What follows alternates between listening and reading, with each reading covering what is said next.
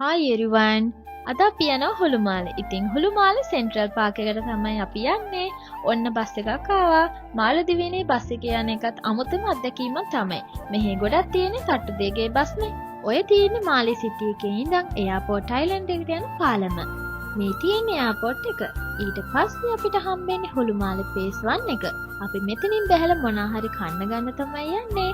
අපි මේ super market එකේ මොනා හරි ගමුකෝ. මේ බලන්නකො වරක 260යි. ලංකාවේ සල්ලි වලින් නම් රුපියල් 5000ක් විතර වෙනවා. මේ මං ආසමම දෙහි එක. අයිස්ක්‍රීම් එකකුයි ස්නැක් එකකුයි ගත්තා. දැන් අපි යනවා සෙන්ට්‍රල් පාක් එකට. මේ තියෙන්නේ සෙන්ට්‍රල් පාක් එක. ඔක්කොටම කලින් කෑම තමා ඕනේ. අපි අද ගත්ත කිට්කැට් අයිස්ක්‍රීම් එකක්.